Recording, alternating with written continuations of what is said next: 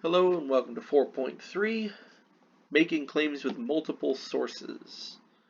Um, let's jump right in. Both explanatory and argumentative writing styles require thorough and sufficient research from multiple sources. The components of an effective argument. Should I jump to that? This one's a little tough for me to. I feel like we've already covered most of this, so I'm trying to pull out the meatiest bits for you, for sustenance. Um, let's see. Research for explanatory writing lets the writer demonstrate thorough knowledge, and writers use research to provide an objective view on the topic.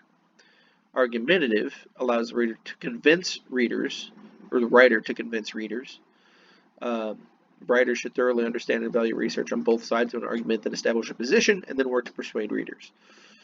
Okay. The component of an effective argument. It moves from claims to evidence to reasoning. So the bigger the claim, the more evidence is needed. Extraordinary claims require extraordinary evidence. So if you're claiming that too much sugar is bad for you, you don't need a whole lot of evidence. Everyone pretty much agrees that too much sugar is bad for you. If you're trying to argue that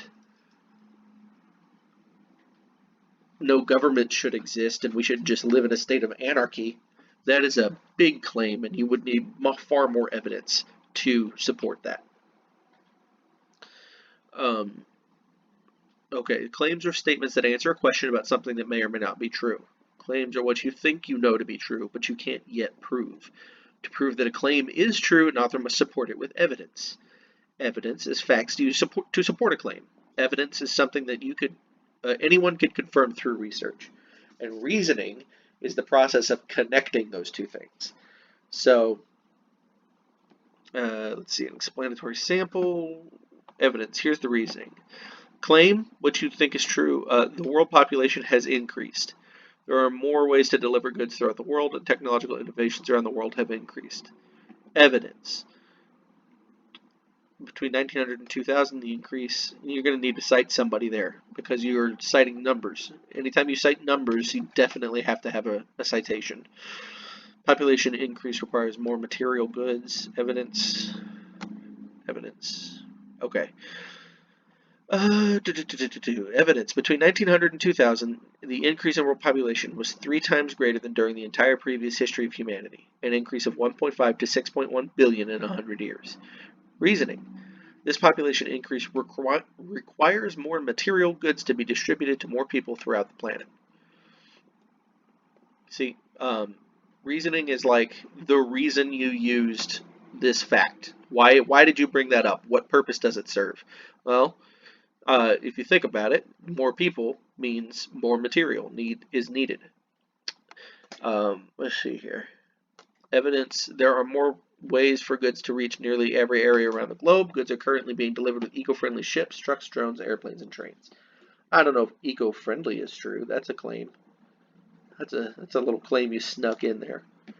Current internet technology enables information to be exchanged in real time throughout the world. This expedites the process of ordering, shipping, and receiving goods.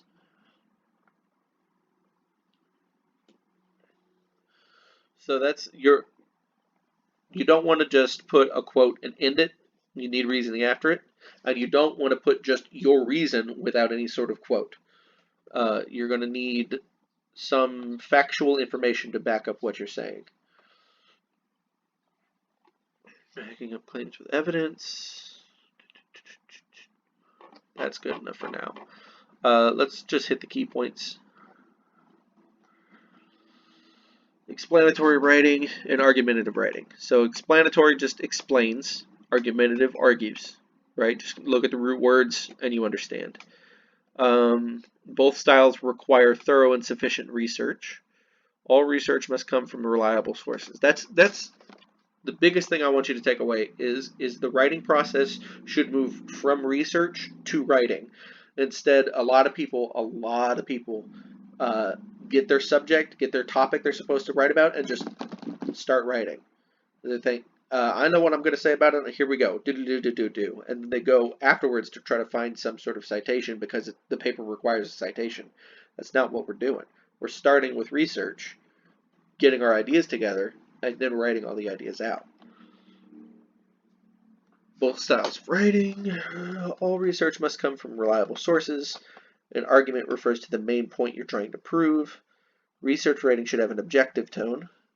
Oh yeah, there is a difference between formal and informal writing. Formal writing is when you write in that kind of awkward, stiff voice where you're trying to sound like a textbook. That's formal writing. And then informal writing is basically like texting, the way you talk. If you write emails to your friends, I've noticed some of you guys email on the student email. The way you write in that is probably more informal than the way you write an essay. 6 minutes, not bad. Yeah, let's call it quits on that one, and I'll meet you in the next lesson.